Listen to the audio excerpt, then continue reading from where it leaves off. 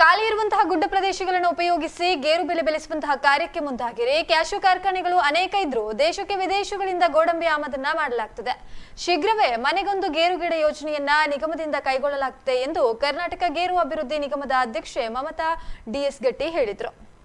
ಇವರು ತೊಕ್ಕೊಟ್ಟುವಿನ ಸೇವಾಸೌಧದಲ್ಲಿರುವಂತಹ Ullal press club ವತಿಯಿಂದ ಆಯೋಜಿಸಲಾಗಿರುವಂತಹ ತಿಂಗಳ ಬೆಳಕು ಗೌರವ ಅತಿಥಿ ಪತ್ರಕರ್ತರ ಜೊತೆಗಿನ ಸಂವಾದವನ್ನ ನಡೆಸಿ ಮಾತನಾಡಿದರು. ಕಾರ್ಯಕ್ರಮವನ್ನ ಉದ್ಘಾಟಿಸಿದ ಹಿಂದುಳಿದ ವರ್ಗದ ಆಯೋಗದ ಮಾಜಿ ನಿರ್ದೇಶಕ ಕೆಟಿ ಸುವರ್ಣ ಮಾತನಾಡಿದರು. ಇಬ್ಬರು ಅತಿಥಿಗಳಿಗೆ ಅಭಿನಂದನೆಯನ್ನ ಸಲ್ಲಿಸಲಾಯಿತು. ಕಾರ್ಯಕ್ರಮದ ಅಧ್ಯಕ್ಷತೆಯನ್ನ ಕರ್ನಾಟಕ ಕಾರ್ಯನಿರತ ಪತ್ರಕರ್ತರ ಸಂಘ ಉಳ್ಳಾಲ ತಾಲೂಕು ಘಟಕದ ಅಧ್ಯಕ್ಷ ವಸಂತಿ ಎನ್ ಕೊನಾಜೆ ವಹಿಸಿದ್ರು. ತಾಲೂಕು ಪಂಚಾಯತ್ ಮಾಜಿ ಸದಸ್ಯೆ ಸುರೇಖಾ ಚಂದ್ರಹಾಸ, ಕಾಂಗ್ರೆಸ್ ಮಹಿಳಾ ಮಂಡಲ ಅಧ್ಯಕ್ಷೆ ಚಂದ್ರಿಕಾ ರೈ ಕೋಟೆಕಾರ್, ಪತ್ರಕರ್ತರ ಸಂಘದ ಉಪಾಧ್ಯಕ್ಷ ಆರಿಫ್ ಕಲ್ಲಡ್ಕ, ಕೋಶಾಧಿಕಾರಿ ಬಶೀರ್ ಕಲ್ಲಡ್ಕ, ಜಿಲ್ಲಾ ಪತ್ರಕರ್ತರ ಸಂಘದ ಉಪಾಧ್ಯಕ್ಷ ಅನ್ಸರ್ ಇನೋಲಿ, ಉಳ್ಳಾಲ ತಾಲೂಕು ಪತ್ರಕರ್ತರ ಸಂಘದ ಕಾರ್ಯಕಾರಿ ಸಮಿತಿ ಸದಸ್ಯರಾದ ಆಸಿಫ್ ಬಬ್ಬುಕಟ್ಟೆ, ಶಿವಶಂಕರ್, ರಜನಿಕಾಂತ್, ಪತ್ರಕರ್ತರಾದ ಸತೀಶ್ ಕುಮಾರ್ ಪುಂಡಿಕಾಯಿ, ಅಶ್ವಿನ್ ಕುತ್ತಾರ್, ಗಂಗಾಧರ್, ಸುಷ್ಮಿತಾ ಉಪಸ್ಥಿತರಿದ್ದರು. ಇನ್ನು ಕಾರ್ಯದರ್ಶಿ ಸತೀಶ್ ಕೋನಾಜೆ ಹಾಗೂ ವಜ್ರ ಗುಜರನ್ ಅತಿಥಿಗಳನ್ನ ಪರಿಚಯಿಸಿದ್ರು. ಉಪಾಧ್ಯಕ್ಷ ದಿನೇಶ್ ನಾಯ್ಕ ಸ್ವಾಗತಿಸಿದ್ರು. ಪ್ರಧಾನ ಕಾರ್ಯದರ್ಶಿ ಶಶಿಧರ್ ಪೊಯ್ಯತ ಬೈಲೋ ನಿರೂಪಿಸಿದ್ರು. ಜಿಲ್ಲಾ ಸಂಘದ ಸದಸ್ಯ ಮೋಹನ್ ಕುತ್ತಾರ್ ವಂದಿಸಿದ್ರು. ಈ ಹಿಂದೆ ಪೆನ್ನಿ ಉದ್ಯಮ ಲಾಭದಾಯಕವಾಗಿತ್ತು, ಆದರೆ ಕಾನೂನು ಬಾಹಿರ ಚಟುವಟಿಕೆಗಳಿಂದ ಮುಚ್ಚುವಂತಾಗಿದೆ. ಗೋವಾ ರಾಜ್ಯದಲ್ಲಿ ಲಾಭದಾಯಕ ಉದ್ಯಮವಾಗಿ ಪೆನ್ನಿ ಹೊರಹೊಮ್ಮಿದೆ. ರಾಜ್ಯದಲ್ಲಿ ಮತ್ತೆ ಪೆನ್ನಿ ಆರಂಭಿಸಲು ತಜ್ಞರ ಸಲಹೆ ಅಗತ್ಯ, ಆದರೆ ಈ ಕುರಿತು ಸಚಿವರ ಗಮನ ಸೆಳೆಯಲು ಪ್ರಯತ್ನಿಸುತ್ತೇನೆ ಎಂದು ಮಮತಾ ಗಟ್ಟಿ ಹೇಳಿದರು. ಮಮತಾ ಗಟ್ಟಿಯಾಗ ಎಂಕ್ಲ ಏಪಲ ಎಂಕ್ಲೆಗೆ ಅರೆ ತಿಕ್ಕಂಡ ಏಪಲ ಎಂಕ್ಲ ಭಾರಿ ಆತ್ಮೀಯತೆ ದಾನಣ್ಣ ದಾನಕ್ಕ ಅಂದ್ಕೊಂಡು ಒಂಜಿ ಎಂಕ್ಲ ಮಮತಕ್ಕ ಅಂಚನೆ ಅಧ್ಯಕ್ಷರ ಅಂಚಿನ ವಸಂತರೆ ಅಂಚನೆ ಪ್ರಧಾನ ಕಾರ್ಯದರ್ಶಿ ಅಂಚಿನ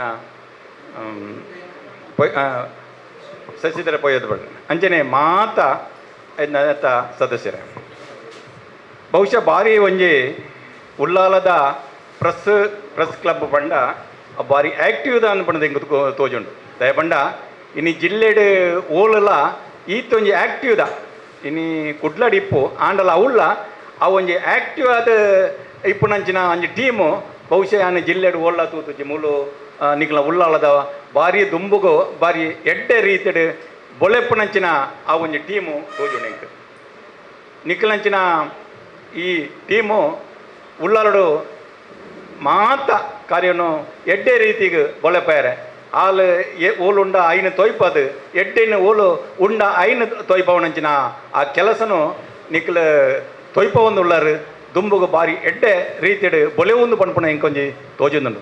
ಉದಾಹರಣೆಗೆ ನಾನು ಕರ್ಸರ್ತಿ ಪಂಡೇರ್ ಆಯೋಗದ ಎಂಗ್ಲ ವರದಿನ ಜಯಪ್ರಕಾಶ್ ಹೆಗ್ಡೆ ನೇತೃತ್ವಡು ಎಂಗ್ಲ CMಗೂ ಕೊರಿಯರ ಪೋನಾಗ ಯಾನ್ ಆನಿ ಮಾಧ್ಯಮದ ಒಂಜಿ ಆ ತಂಡನು ಬಹುಶಃ ಇಂಕೊಂಜಿ ಜೀವ ಮಾಡ ತೂದಿಪಾಯ ಬಂಡ ವಿಧಾನಸೌಧ ಇಡೀ ಫುಲ್ಲು ಇಂಕ್ಲನ್ನು ಮುತ್ತಿಗೆ ಪಡೆದು ಇಂಕ್ಲನ್ನು ಪೋಯರನೇ ಪಡ್ತಿ ಬಂಡ ಪೊಲೀಸ್ ಸೆಕ್ಯೂರಿಟಿ ಇಂಕ್ಲು ಒಳಗೆ ಬಗ್ಗೆ ಇರೋದನ್ನು ಬಂಡ ಆ ರೀತಿದ ಒಂಜಿ ಮಾಧ್ಯಮ ಇನಿ ಎತ್ತು ಬೊಳೆತ್ತನ್ನು ಪಂಡ ಆ ಹಿಂದುಳಿದ ಆಯೋಗದ ವರದಿ ಆತ ಇಂಪಾರ್ಟೆಂಟ್ ಇತ್ತು ಅಪ್ಪಗ ಬಂಡ 10 ವರ್ಷದ ಇಂಚಿ ಅವು ಏತೋ ಕ್ವಶನ್ ಏತೋ ಇಂಕ್ಲ ಆಫೀಸಿಗೆ ಬರ್ತದೆ ಏತೋ ಐನ ಕ್ವಶನ್ ಮಂತೊಂದಿತ್ತೇರಿ.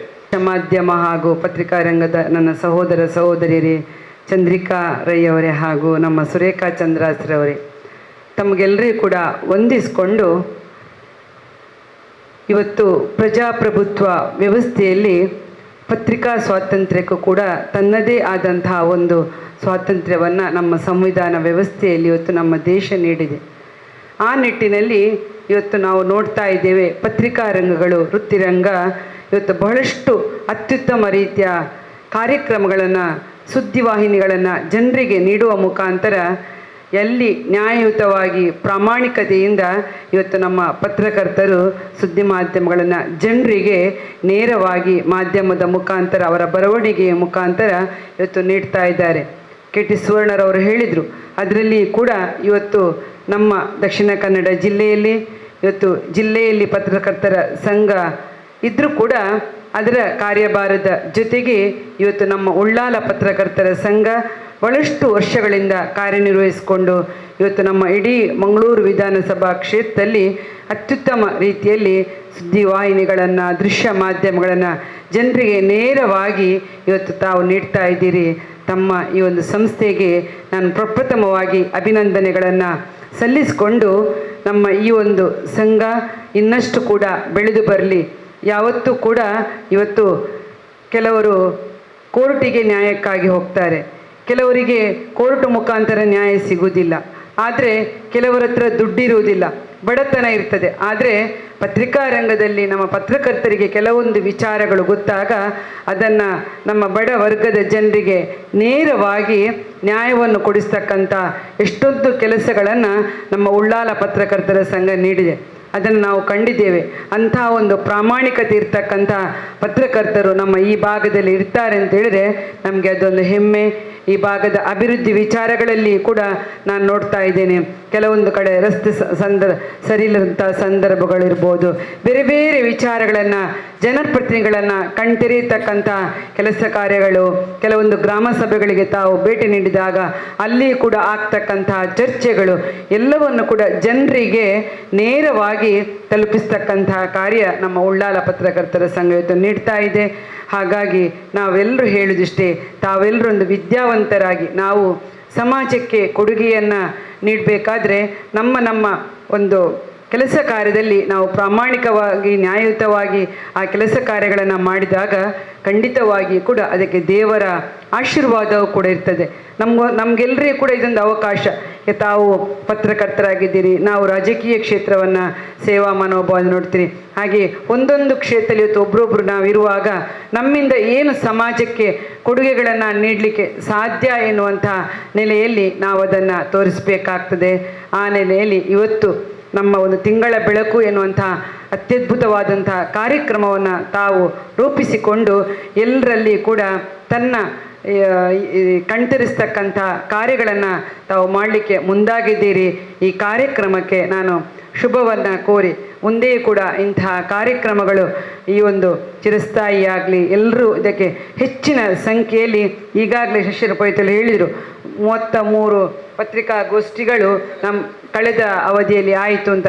ಇನ್ನೂ ಕೂಡ ಖಂಡಿತವಾಗಿ ಕೂಡ ಇನ್ನೂ ಹೆಚ್ಚಿನ ಅವೇರ್ನೆಸ್ ಕೊಟ್ಟರೆ ಖಂಡಿತವಾಗಿಯೂ ಹೈಯೆಸ್ಟ್ ಇಲ್ಲಿ ಪತ್ರಿಕಾಗೋಷ್ಠಿಗಳು ನಡೆಯುವ ಸಾಧ್ಯತೆ ಇದೆ. ಹಾಗಾಗಿ ನೀವು ಎಲ್ಲರೂ ಸೇರಿಕೊಂಡು ಖಂಡಿತವಾಗಿ ಕೂಡ ನನ್ನ ಸಹಕಾರ ಸದಾ ಈ ಸಂಘಕ್ಕೆ ಇದೆ ಅಂತೇಳಿ ನಾನು ಹೇಳಿಕೊಂಡು ಖಂಡಿತ ಮುಂದೆಯೂ ಕೂಡ ಈ ಕಾರ್ಯಕ್ರಮಗಳು ಮುಂದುವರಿಯಲಿ. ಈಗಾಗಲೇ ಈ ಕಾರ್ಯಕ್ರಮದಲ್ಲಿ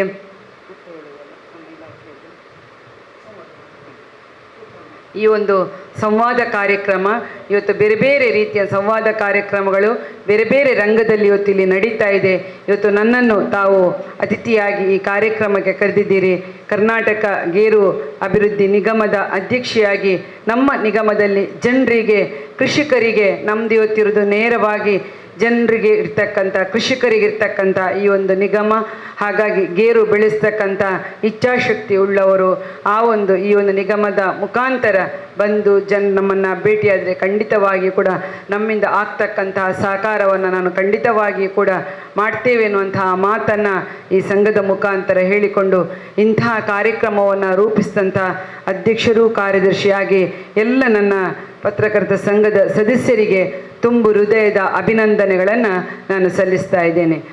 ಈಗಾಗಲೇ ನಾವು ಕೆಲವು ಕಾರ್ಯಕ್ರಮ ಇದು ಮಾಡಿದ್ದೇವೆ. ಅಂದರೆ ಕೆಲವು ಕನೆಕ್ಟಿವಿಟೀಸ್, ಈಗ ಅಂದರೆ ಶಾಲೆಗಳನ್ನೆಲ್ಲ ಸಂಪರ್ಕಿಸುವ ಕೆಲಸಗಳನ್ನು ಮಾಡ್ತಿದ್ದೇವೆ. ಅದರೊಟ್ಟಿಗೆ ಸಂಘ ಸಂಸ್ಥೆಗಳನ್ನು ಜೋಡಿಸಬೇಕಂತೇಳಿ ನಮ್ಮಲ್ಲಿ ಅಂದರೆ ಪರ್ಮನೆಂಟಾಗಿ ಸಿಬ್ಬಂದಿಗಳಿರಲಿಲ್ಲ. ನಮ್ಮೊಳಗೆ ಒಬ್ಬರನ್ನು ಕೂತ್ಕೊಳಿಸಿ ಈಗ ಆ ಕಾರ್ಯಕ್ರಮವನ್ನು ಕಾರ್ಯಗತ ಮಾಡಲಿಕ್ಕೆ ನಾವು ಯೋಜನೆ ಹಾಕ್ತಿದ್ದೇವೆ. ಮುಂದಿನ ದಿನಗಳಲ್ಲಿ ನಾವು ನಾಗರಿಕ ಪತ್ರಿಕೋದ್ಯಮ ಮತ್ತೊಂದು ವಿದ್ಯಾರ್ಥಿ ಪತ್ರಿಕೋದ್ಯಮ ಅಂತ 2 ಕಾನ್ಸೆಪ್ಟ್ ಇದೆ. ಅದು ಇನ್ನು ಸದ್ಯದಲ್ಲೇ ಕಾರ್ಯಗತ ಆಗ್ತದೆ ಅಂತೇಳಿ ನಾನು ನೆನೆಸ್ಕೊಳ್ತೇನೆ. ಈ ಉದ್ದೇಶ ಏಕೆಂದರೆ ಈಗ ನಮ್ಮ ಉಳ್ಳಾಲ ವಿಧಾನಸಭಾ ಕ್ಷೇತ್ರ ವ್ಯಾಪ್ತಿಯಿಂದ ನಮ್ಮ ಉಳ್ಳಾಲ ತಾಲೂಕಿನಿಂದಲೇ ಈಗ ನಮಗೆ ನಿಗಮ 2-3 ಮಂದಿಗೆ ಸಿಕ್ಕಿದೆ. ಫಸ್ಟಿಗೆ ನಾವು ನಿಗಮದವರನ್ನೆಲ್ಲ ಮಾತಾಡಿಸಿ ಅವರಿಂದ ರೈತರಿಗೆ ಏನು ಹೆಲ್ಪ್ ಆಗತ್ತೆ, ಅಂದರೆ ಏನಾದರೂ ಮಾಡ್ಬೋದಾ, ಅಂದರೆ ಎಲ್ಲವನ್ನು ಮಾಡಲಿಕ್ಕೆ ಸಾಧ್ಯ ಇಲ್ಲ, ಆದರೆ ಒಂದು 1% ಏನಾದರೂ ರೈತರಿಗೆ ಉಪಯೋಗ ಆಗಬಹುದಂತ ನನ್ನ ಅನಿಸಿಕೆ. ಈ ನಿಟ್ಟಿನಲ್ಲಿ ಈಗಾಗಲೇ ನಾವು ಮಾತಾಡಿಕೊಂಡಿದ್ದೇವೆ. ಮುಂದಿನ ದಿನಗಳಲ್ಲಿ ತಾಲೂಕು ಮಟ್ಟದಲ್ಲಿ ಅವರು ಆವಾಗಲೇ ಥಿಂಕ್ ಮಾಡಿದ್ದಾರೆ, ಅಂದರೆ ಕಾರ್ಯಕ್ರಮ ಮಾಡಬೇಕಂತೇಳಿ. ಆ ಕಾರ್ಯಕ್ರಮವನ್ನು ನಾವು ಜಂಟಿಯಾಗಿ ಪತ್ರಕರ್ತರ ಸಂಘದೊಂದಿಗೆ ಮಾಡ್ತೇವೆ. ರೈತರನ್ನು ಸೇರಿಸಿಕೊಂಡು ಇಲ್ಲಿ ಮನೆಗೊಂದು ಗೇರು ಗಿಡ ಕೊಡುವ ಯೋಜನೆ, ಅವರ ಈಗಾಗಲೇ ಮಮತಾ ಗಟ್ಟಿಯವರ ಯೋಜನೆಯಲ್ಲಿ ಇದೆ. ಅದನ್ನು ನಾವು ಒಟ್ಟು ಸೇರ್ಕೊಂಡು ಮಾಡುವುದು ಅಂತೇಳಿ ನಮ್ಮ ಉಳ್ಳಾಲ ತಾಲೂಕಿನಲ್ಲಿ ಮತ್ತು ಬೇರೆ ಬೇರೆ ತಾಲೂಕುಗಳು ನಮ್ಮ ಬೇರೆ ಬೇರೆ ಪತ್ರಕರ್ತರ ಸಂಘಗಳನ್ನು ನಾವು ಜೋಡಿಸಬೇಕಾದ್ರೆ ಕೆಲಸ ಮಾಡಬಹುದು. ಅವರಿಗೆ ಕೂಡ ಒಂದು ಕಾರ್ಯಕ್ರಮದಾಗ್ತದೆ, ನಿಮಗೆ ಒಂದು ಕನೆಕ್ಟಿವಿಟಿ ಇದ್ದಾಗೆ ಆಗ್ತದೆ. ಆ ಕಾರ್ಯಕ್ರಮವನ್ನು ಮಾಡುವ ಅಂತೇಳಿ ಈ ನಿಟ್ಟಿನಲ್ಲಿ ಬೇರೆ ಕೃಷಿಕರನ್ನು ಕೂಡ ಒಂದು ಸಂವಾದ ಟೈಪಲ್ಲಿ, ಅಂದರೆ ಇಲ್ಲಿ ಮಾಡಬೇಕಿತ್ತು ಸಂವಾದ, ಅಂದರೆ ಇದೊಂದು ಖಾಲಿ ಮಾಹಿತಿ ಮಾತ್ರ, ಪತ್ರಕರ್ತರೊಂದಿಗೆ ಸಂವಾದ ಮಾಡಿ ಮುಂದಿನ ದಿನಗಳಲ್ಲಿ ರೈತರಲ್ಲಿಗೆ ಹೋಗುವುದಂತೇಳಿ ಈ ನಿಟ್ಟಿನಲ್ಲಿ ಕಾರ್ಯಕ್ರಮ ಯಶಸ್ವಿ ಆಗ್ಬೋದು ಅಂತ ನನ್ನ ಅನಿಸಿಕೆ. ಈ ನಿಟ್ಟಿನಲ್ಲಿ ನಮ್ಮಲ್ಲಿ ಗೇರು ಕೃಷಿಯನ್ನು ಕೂಡ ಮೊದಲು ಎಲ್ಲರ ಮನೆಯಲ್ಲಿ ಗೇರು ಗಿಡಗಳಿತ್ತು, ಆದರೆ ಈಗ ಎಲ್ಲ ಕಟ್ ಮಾಡಿ ಬೇರೆ ಮನೆಗಳು ಅಭಿವೃದ್ಧಿಯ ನಿಟ್ಟಿನಲ್ಲೆಲ್ಲ ಹೋಗಿದೆ. ಈ ಮುಂದಿನ ದಿನಗಳಲ್ಲಿ ವೈಜ್ಞಾನಿಕವಾಗಿ ಗೇರು ಕೃಷಿಯನ್ನು ಮಾಡಬಹುದು. ಇದನ್ನು ನಮ್ಮ ಈಗ ಮಮತಾ DS ಗಟ್ಟಿಯವರು ಕೆಲವು ಮಾಹಿತಿಗಳನ್ನು ಕೊಡ್ತಾರೆ. ಮುಂದಿನ ಕಾರ್ಯಕ್ರಮಗಳಲ್ಲಿ, ಮುಂದಿನ ರೈತರ ಸಂಪರ್ಕ ಕಾರ್ಯಕ್ರಮ, ಸಂವಾದ ಕಾರ್ಯಕ್ರಮದಲ್ಲಿ ಇದನ್ನು ಎಲ್ಲ ಮನೆಗಳಲ್ಲಿ ಜಾರಿಗೆ ತರಲಿಕ್ಕೆ ಒಂದು ಯೋಜನೆ ಹಾಕಲಾಗುವುದು. ಈ ನಿಟ್ಟಿನಲ್ಲಿ ಇಂದಿನ ಕಾರ್ಯಕ್ರಮ ಒಂದು ಮೊದಲ ಹೆಜ್ಜೆ ಅಷ್ಟೇ. ಮುಂದಿನ ರೈತರನ್ನು ಸಂಪರ್ಕಿಸಲಿಕ್ಕೆಲ್ಲ ಅವರಿಗೆ ಮಾಹಿತಿಯನ್ನು ನೀಡುವ ಕಾರ್ಯಕ್ರಮ ನಡೆಯಲಿ ಅಂತ ಹೇಳಿ ನನ್ನ 2 ಮಾತುಗಳನ್ನು. ಈಗ ಒಂದು ಮಧ್ಯಮ ಹಂತದಲ್ಲಿ ಇದೆ. ನಾನು ಹೇಳಿದೆಲ್ಲ, ಈ ಸರಿಯ ನಮ್ಮ ನಿಗಮದ ಆದಾಯ 4.5 ಕೋಟಿ. ಈ ಸರಿ ಬಂದಿತ್ತು. ಕಳೆದ ವರ್ಷ 8 ಕೋಟಿ ಇತ್ತು. ನಾನು ಕೇಳಿದೆ ಅದು ಬಂದಾಗ ಯಾಕೆ ಆಗಾಯಿತು, ಅದಕ್ಕೆ ಹೇಳಿದರು ಈ ಸರಿ ಹೂ ಬಿಡುವಾಗ ಮಳೆ ಬಂದರೆ ಎಲ್ಲ ಇದಾಗ್ತದೆ. ನಿಮಗೆ ಗೊತ್ತಿದೆ ಏನಾಗ್ತದೆ, ಅದು ಹೂ ಹೋದರೆ ಮತ್ತೆ ಬೆಳೆ ಆಗೋದಿಲ್ಲ. ಕೆಲವೊಂದು ವೈಪರೀತ್ಯ ಸನ್ನಿವೇಶಗಳು ಕೂಡ ಬರ್ತದೆ. ಚಳಿ ಇದರಲ್ಲಿ, ವಾತಾವರಣ ಇದರಲ್ಲಿ ಕೂಡ ಕೆಲವೊಮ್ಮೆ ನಮ್ಮ ಗಿಡಗಳಿಗೆ ತೊಂದರೆ ಕೊಟ್ಟು ಬೆಳೆ ಕಮ್ಮಿ ಆಗಲಿಕ್ಕೆ ಸಾಧ್ಯ. ಕೆಲವೊಂದು ಗಿಡಗಳು ಹಳೆಯ ಗಿಡಗಳಿದೆ. ಈಗ ನಾನು ತಿಳ್ಕೊಂಡಾಗೆ ಹಳೆಯ ಗಿಡಗಳು 20 ವರ್ಷ ಅಂತಹ ಗಿಡಗಳು, ಅದನ್ನೆಲ್ಲ ಈ ಸರಿ ತೆಗೆದು ಹೊಸ ಗಿಡಗಳು ಪುನಶ್ಚೇತನ, ನಾವು ಗೇರು ಪುನಶ್ಚೇತನ ಮಾಡಿದರೆ ಖಂಡಿತವಾಗಿ ಕೂಡ ಮುಂದಿನ ಒಂದು 5 ವರ್ಷ ಹಂತದಲ್ಲಿ ನಾವು ಲಾಭದಾಯಕವನ್ನು ಇದನ್ನು ಮಾಡ್ಬೋದು. ನಮ್ಮದು ಈ ಸರಿಂದ ಪ್ಲ್ಯಾನ್ ಇದೆ. ಈ ವರ್ಷಕ್ಕೆ ಬರೆದಿದ್ರು ಕೂಡ ಮುಂದಕ್ಕಾದರೂ ಕೂಡ ಇದನ್ನು ಲಾಭದಾಯಕವಾಗಿ ಮಾಡ್ಬೋದು ಎನ್ನುವಂಥ ಒಂದು ಕಾನ್ಸೆಪ್ಟ್ ಇದೆ. ಅದಕ್ಕೆ ನನ್ನ ಪ್ರಯತ್ನ ಸರ್ವ ರೀತಿಯದ್ದಿದೆ.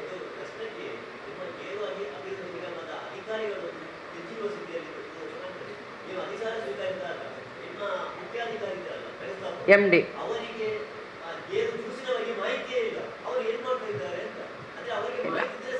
ಅವರು ನೋಡಿ ಅಲ್ಲ, ಹಾಗೇ ನನ್ನ ಗಮನಕ್ಕೇನು ಬಂದಿಲ್ಲ.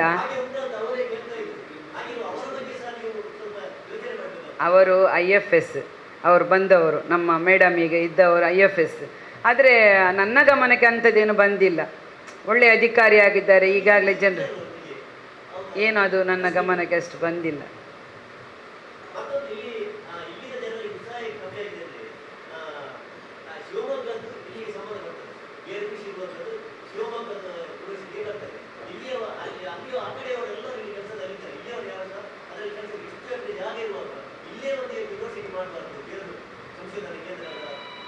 ನೋಡು, ಅದು ನಮ್ಮ ಅಲ್ಲ, ಅದು ನೋಡಿ, ಅದಕ್ಕೆ ಸೆಂಟ್ರಲ್ ಗೌರ್ಮೆಂಟ್ ಕೂಡ ಫಂಡ್ ಬರ್ತದೆ. ಸಂಶೋಧನಾ ಕೇಂದ್ರ ಇದು ನಮ್ಮ ಉಳ್ಳಾಲದ್ದು. ಇದಕ್ಕೆ ಬೇರೆ ಬೇರೆ ಕಡೆಗಳಿಂದ ಸಂಶೋಧನಾ ಕೇಂದ್ರ ಆದ ಕಾರಣ ನಿಮ್ಮ ಶಿವಮೊಗ್ಗ ಬೇರೆ ಬೇರೆ ಕಡೆಗಳಿಂದ ಅಲ್ಲಿಗೆ ಬರ್ತಾರೆ. ಈಗಾಗಲೇ ಆ ಕಡೆಯಿಂದ ಅಂದರೆ ನಿಮಗೆ ಗೊತ್ತು, ಯಾವುದೇ ಒಂದು ಸಂಸ್ಥೆಯಲ್ಲಿ ಲೋಕಲಿಗೆ ಅಂತಲ್ಲ, ಅದು ಯಾವ ರೀತಿಯಲ್ಲಿ ಕೊಡ್ತಾರೆ, ಟ್ರಾನ್ಸ್ಫರ್ ಆಗಿ ಕೆಲವರು ಈಚೆ ಬರ್ತಾರೆ, ನಮ್ಮವರು ಬ್ಯಾಂಗ್ಳೂರು ಹೋಗ್ತಾರೆ, ಆ ಕಡೆ ಹೋಗ್ತಾರೆ. ಹಾಗಾಗಿ ಈ ಸಂಸ್ಥೆಯಲ್ಲಿ ಹಾಗೆ ಆಗಿದೆ. ಮುಂದಿನದಲ್ಲಿ ಈಗಾಗಲೇ ನಾನು ಶಾಸಕರ ಜೊತೆ, ಸ್ಪೀಕರ್ ಜೊತೆ ಮಾತಾಡಿದ್ದೇವೆ. ಅವರು ಕೂಡ ಹೇಳಿದ್ದಾರೆ ಅದನ್ನು ಇನ್ನಷ್ಟು ಒಂದು ಅತ್ಯುತ್ತಮ ರೀತಿಯಲ್ಲಿ ಮಾಡುವಂತ ಕೂಡ ಹೇಳಿದ್ದಾರೆ. ನೋಡು, ಅದನ್ನು ಅದೇ ಜಾಗ ಇದೆ, 35 ಎಕರೆ ಜಾಗ ಇದೆ ಈಗಾಗಲೇ ನಮಗೆ ಅಲ್ಲಿ. ಅದನ್ನು ಕೂಡ ಒಂದು ಅತ್ಯುತ್ತಮ ರೀತಿಯಲ್ಲಿ ಮಾಡುವ ಅಂತ ಇದೆ. ಅಲ್ಲ, ಈಗ ಒಳ್ಳೆದಿದೆ, ನರ್ಸರಿ ಒಳ್ಳೆದಿದೆ, ಒಳ್ಳೆ ಜನರಿಗೆ, ರೈತರಿಗೆ ಸ್ಪಂದಿಸ್ತಾ ಇದ್ದಾರೆ. ಅತಿ ಕಡಿಮೆ ವೆಚ್ಚದಲ್ಲಿ 40 ರೂಪಾಯಿಯಲ್ಲಿ ಗಿಡಗಳನ್ನು ಕೊಡ್ತಾ ಇದ್ದಾರೆ ಈಗ. ಎಲ್ಲಿ? ಹಾಂ, ಇಲ್ಲ, ರೈತರು ಮುಂದೆ ಬರಲಿ, ನಾವು ಸ್ವಲ್ಪ ಕಡಿಮೆಯಲ್ಲಿ ಮಾಡ್ತೀವಿ, ನಮಗೆ ಮುಂದೆ ಬರಲಿ. ಖಂಡಿತವಾಗಿ ಕೂಡ ನಮ್ಮ ನರ್ಸರಿಲಿ ಕೂಡ ನಮ್ಮ ನಿಗಮದ್ದು ಕೂಡ ಇದೆ, ಸ್ವಲ್ಪ ಅವರಿಗೆ ಉಚಿತವಾಗಿ ಕೊಡ್ತೀವಿ. ಹಾಗೆ ಅಂತ ಯಾರಾದರೂ ರೈತರು ಮುಂದೆ ಬರುವುದಿದ್ರೆ, ನಮಗೆ ಗಿಡ ಬೇಕು, ನಮ್ಮ ಹತ್ರ ಅಂಥದ್ದು ಏನಿಲ್ಲ ಕೊಡ್ತ, ನಾವು ಖಂಡಿತವಾಗಿ ಕೂಡ ನಾವು ಕೊಡ್ತೇವೆ. ಹಾಂ, ಅದೇ ಈ ಸರಿ ಹೇಳಿದ್ದೇನೆ ನಾನು, ನಮ್ಮ ತೋಟಗಾರಿಕೆ ಇಲಾಖೆಯವರ ಹತ್ರ ಕೂಡ ಮಾತಾಡಿದ್ದೇನೆ. ಈ ಸರಿ ನಾವೊಂದು ಜಂಟಿಯಾಗಿ ಕಾರ್ಯಾಗಾರಗಳನ್ನು ಮಾಡುವ. ಜನರಿಗೆ ತೋಟಗಾರಿಕೆ ಇಲಾಖೆಯಲ್ಲಿ ಕೂಡ ಗೇರು ಬೆಳೆಗೆ ಅವಕಾಶಗಳು ಉಂಟು. ಇದನ್ನು ಒಟ್ಟಾಗಿ ನಾವೊಂದು ಮಾಡುವ ಅಂತ ಸರ್ ಅಧಿಕಾರಿಗಳಿಗೆ ಹೇಳಿದ್ದೇನೆ ನಾನು.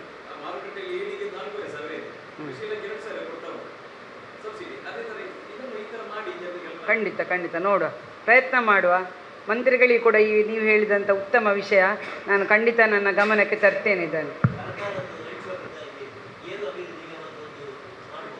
ಅಲ್ಲ, ವೈನ್ ಶಾಪ್ ಇತ್ತು, ಅದನ್ನು ಮುಚ್ಚಿದ್ದಾರೆ ಈಗ.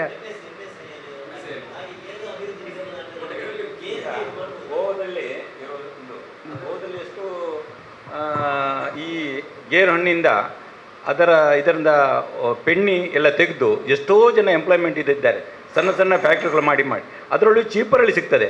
ಇಲ್ಲಿ ಕೂಡ ಈಗ ಒಂದು ಕಮ್ಮಿ ಅಂದರೆ ಈಗ ನಮಗೆ ಗೊತ್ತು 100 ರೂಪಾಯಿ ಆಗ್ತದೆ ಒಂದು ಬಡವರಿಗೆ, ಕುಡಿಲಿಕ್ಕೆ ಒಂದು 50 ರೂಪಾಯಲ್ಲಿ ಅದರಿಂದ ಸಿಗುವಾಗೆ ಮಾಡ್ಬೋದು.